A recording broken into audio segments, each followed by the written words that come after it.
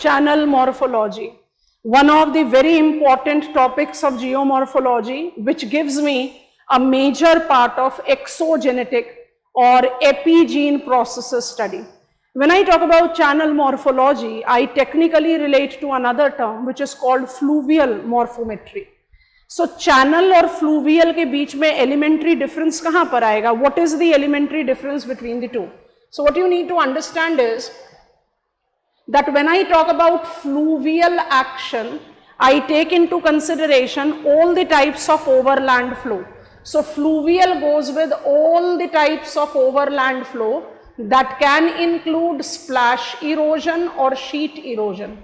Splash and sheet erosion is related to arid, semi-arid areas. You all are aware of it. Arid being more important, I have just highlighted it. Remind yourself when I talk about fluvial action or overland flow, I include splash erosion that goes up with individual falling raindrop, sheet erosion which is created by flash flood. They are not identified with, and I repeat, they are not identified with specified channel or specified passage of flow. So be cautious of the term that is being asked in examination. Fluvial morphometry will include splash and sheet erosion. Channel morphology will talk about gully or rill erosion and stream erosion. Gully or rill erosion is related to streamlets. These are very typical geomorphological terms. When I talk about streamlets, I mean smaller stream. It can be a tributary. It is small stream which is always, it can be seasonal, drying out in a particular time of the year. But whenever it is rainy season, you find the channel flowing right there. So it will be channel. When I have got defined passage to flow, that will go with gully or streamlet erosion and stream erosion. When I take reference of stream erosion, I very strongly take up the channelized action. I am writing channel action which incorporate development of interfluve in between. और इसी interfluve को आप अलग अलग location पर अलग अलग term से रिलेट करते हो. As you can correlate it with water divide, you can correlate it with the distinctive natural levees between the corresponding river. तो ये जो elementary technical terms है उसको समझना बहुत जरूरी है to begin up logically with your answer. So this is where channel morphology derives itself from fluvial morphometry, and channel morphology can include streamlet and stream. Streamlet may not include streams, but streams are by default taking into consideration their smaller version. If I have to proceed further, channel morphology with the stream flow tends to incorporate three constituents as its flow. अच्छा, flow को समझने के लिए हम क्या करते हैं? I have got three types of flow. So three types of flow में एक flow बना दो straight और sinus. बिल्कुल एकदम river straight totally तो flow नहीं कर सकती, but like this. Meandering is where you take up the sluggish nature of the flow. And when I talk about braided, it is identified with obstructed flow. And when I take the reference of this obstructed flow, I can easily pick up the diagram that is given to us in physical geography in a diagram by Bennett. If I just take it like this and quickly change the color so that I can make up river visibly seen. So ये तो हुआ मेरा meandering course, meandering which is a sluggish flow. I just need to elaborate slightly on it coming onto the diagram. And ये मेरा unified flow which has got obstructed. तो जब आप बात करते हो ना braided pattern की, braided pattern is obstructed pattern. And this obstructed pattern can be correlated with sudden change in the gradient. So sinus या straight flow is always associated with high velocity, and it is by default relating to higher transportation capacity. ये चीजें अपने आप ही overlap कर जाती हैं इनको आपने अलग से एड ऑन नहीं करना, you need to develop it in the spontaneous book. Meandering या स्लगिश जो है वो थोड़े से जेंटलर ग्रेडियंट में होती हैं, and thus you have got weaker velocity of the stream with lesser transportation capacity, and braided is the sudden change in the gradient. And when I talk about sudden change in the gradient, you need to understand that anastomostic and anabranching can be identified as two of its variant. Anastomostic drainage हम Brahmaputra river के साथ associate करते हैं with Majuli Island, and anabranching is less stable example of it. It's like all the yellow ovals that I have drawn in the braided pattern can be identified to be giving me anabranching, that is obstructed flow, braided flow. So flow basically can include these three principal types, and these three principal types by default will be giving me the transportation capacity identified by a given stream. When I take reference of transportation capacity, दो चीजें इसमें बहुत important हैं, सबसे पहले उनको refer कर लेते हैं. When I talk about transportation capacity, I relate two terms to it. कौन कौन से, अब ये भी क्वेश्चन में पूछा जा सकता है, और डेफिनेशन बेस्ड इंट्रोडक्शन दे तो बहुत क्लियरली लेना पड़ेगा. It relates to capacity and competence of the stream. Are these two terms synonymous? No. They relate to each other for sure. What is the similarity between the two?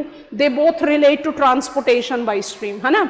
But when I take up the reference of capacity, it is maximum load. That is maximum load amount that a river can transport. ठीक है, बहुत ध्यान से सुनेंगे. और जो आप competence की बात करते हो, maximum size of the particle that river can transport. अच्छा, अभी जो हम कैपेसिटी और कॉम्पिटेंस को ट्रांसपोर्टेशन के साथ एसोसिएट कर रहे हैं, उसका रिलेशन बिना डाउट के एसोसिएट करता है what is the type of flow, and that is dependent on what is the type of gradient available. Apart from it, I can also relate it to certain important aspect called regime. फटाफट वहां पर ले जाते हैं, एक minute के लिए पहले टर्म को समझ लेते हैं. When I talk about traction, saltation, suspension and solution, आपको इसको कैसे जज करना है? हमने एक फटाफट हाइपोथेटिकल रिवर बेड बना दिया. ये मेरा हाइपोथेटिकल रिवर बेड है, और this is the flow direction of my stream. So my stream is flowing like this. In this flowing stream, मुझे क्या दिखाई दे रहा है? मुझे दिखाई दे रहा है that big pebbles are rolling on the bed of the river. So it is the bed load of the river which is actually moving along the flow of the stream. They are just rolling. So bed rolling along the flow course of river is called traction. So traction तो गया bed load के साथ, मेरे ख्याल से बड़े आराम से समझ में आना चाहिए. बेड लोड के साथ ही तो आप कॉम्पिटेंस को एसोसिएट करेंगे. जितना कोर्सर मटेरियल होगा वो तो बेड लोड की तरह ही चलेगा. I purposefully change color and I looking for saltation now. Saltation थोड़े से smaller size particles हैं, और ये smaller size particles long leap movement के साथ ट्रेवल कर रहे हैं. So when I talk about long leap movement which is very commonly seen with the deflation carried on by wind, तो ये किस टेक्सचर्ड मटेरियल के साथ होगा? It will be associated with moderate sized, ना, जो मॉडरेट साइज लोड होंगे वो साल्टेशन, लॉन्ग लीप मूवमेंट पड़ जाएंगे. Again changing the colour. Suspension is those material which are too small in size and thus can remain suspended in the flowing force of the running water. So suspended load को आप यहाँ रख दो. And solution is chemically dissolved. I think this is coming up very easily. So channel morphology में क्या आप river action की बात नहीं करते हो? बिल्कुल करते हैं, लेकिन हमारा focus is not on the features that river develop, rather how river works. So the things that we have learned so far, इनको एसोसिएट करने के लिए क्या करते हैं? एक और फैक्टर को ऐड इन करके फिर कंसोलिडेट करेंगे. So we have taken transportation का 4 mechanism, quickly adding on the page here. इन सारे मैकेनिज्म को आप रिलेट करेंगे विद योर इरोजनल मैकेनिज्म. तो रिवर इरोड्स एज अबरेजन और कोरेजन. अबरेजन या कोरेजन को आप वर्टिकल एंड हॉरिजॉन्टल में डिवाइड करते हैं. So when you take into reference valley deepening, ये किसका एग्जाम्पल हुआ? वर्टिकल अबरेजन का. वैली वाइडनिंग, तो ये किसका एग्जाम्पल हुआ? हॉरिजॉन्टल अबरेजन का. जरा फटाफट से इसको इस तरह से समझते हैं. Carefully see, this is my meandering stream, है ना. और इस मियांडरिंग स्ट्रीम में मुझे क्या नोटिस करना है? I just want to refer that into consideration. इस मियांडरिंग स्ट्रीम में I need to take into reference the approach with which you can demarcate the flow pattern. So I pick up the colour that will be easier for us to see and write. So this is an ingrown meander. अब ये ingrown मियांडर में आप दो तीन चीजें साथ साथ से समझें. इस इनग्रोन मियांडर में number one, I can understand river is flowing sluggishly because the river doesn't have the desired gradient to it. Second thing that you need to notice, it associate with thalweg. How do I define thalweg? Thalweg is the deepest point of river bed. और आप अगर इस diagram को थोड़ा सा ध्यान से notice करने की कोशिश करोगे तो आपको दिखाई दे रहा है that thalweg is actually going along with cut bank. जहां जहां आपको कट बैंक दिख रहा है वहां वहां आपको थालवेग की कनेक्टिविटी दिखाई दे रही है. So what exactly we are trying to take into consideration? We are trying to take into consideration that meandering is example of valley widening. अब technical term fit in करो, horizontal abrasion. This horizontal abrasion incorporates thalweg, which is directly related to cut bank. और cut bank के साथ आप किस चीज को associate करते हैं? ध्यान से देखिए.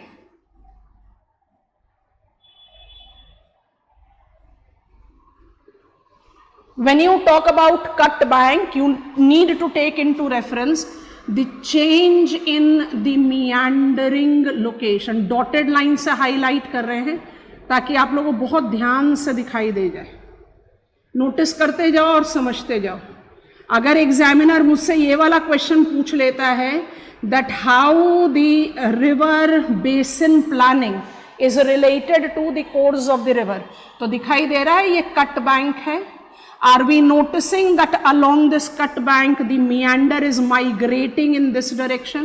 इसका मतलब रिवर का फ्लो पैटर्न लगातार इस तरफ चेंज होता जाएगा और इसके बैक में जो हेलिकल फ्लो की वजह से, I write it here, helical flow is the subsurface flow which tends to create point bar deposit या slip of slope, जिसको आप depositional bank बोलते हैं, highlighted it.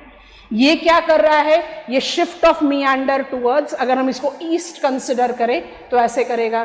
तो ऑटोमेटिकली आपको रिवर की मियांडरिंग के साथ ही तो सारे कैचमेंट एरिया का प्लानिंग को देखना पड़ेगा.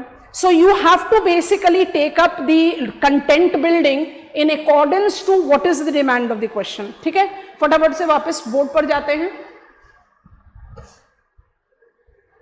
So when I talk about abrasion, when I talk about corrosion solution को बोलते हैं. NCERT में corrosion और corrosion काफी मेजरली मेंशन है, इसलिए दोनों टर्म लिख दिया हमने. Abrasion is valley widening, जैसे meandering के साथ देखा हमने, जहां पर shift of meander भी possible है, which is required when we are taking up the planning of riparian area, flood prone area and etc. Not deviating there. So it can be vertical and horizontal. When I talk about attrition, it is mutual wear tear. And when I talk about mutual wear tear, it is actually giving me why floodplain soil is more coarser than deltaic soil. Hydraulic action ज़्यादा dominantly sea wave के साथ जाता है, but river के साथ भी आप associate कर सकते हो as pressure exerted and released. है ना. So sequential reference of pressure exerted and release, ये वाला पॉइंट आप यहां पर जज कर सकते हैं. And corrosion is nothing but solution. Relief features are made up of rocks. Rocks are made up of minerals. Some minerals are soluble in water. तो जैसे ही वो पानी के contact में आएंगे, they will get dissolved. This is how river tends to act as an erosive agent. जब भी आप बात करो channel morphology की, blueprint पर आ जाते हैं. चैनल मॉर्फोलॉजी के बारे में आंसर लिखते समय आपको अपने दिमाग में बिल्कुल क्लियर रखना है कि ओवरलैंड फ्लो का मेंशन तो कर दो, लेकिन ओवरलैंड फ्लो में सिर्फ चैनल पर कंसंट्रेट करना है. You are not suppose to go to any other point. What is that any other point? Splash और शीट इरोजन नहीं आएंगे चैनल मॉर्फोलॉजी में, और स्प्लैश शीट इरोजन जरूर आएंगे इन फ्लूवियल मॉर्फोमेट्री. तो ये सारी चीजें जो है ना मेकिंग ब्रेकिंग पॉइंट ऐड करती हैं when it comes on to our answer writing. That is it from my side. Happy learning. Bye bye.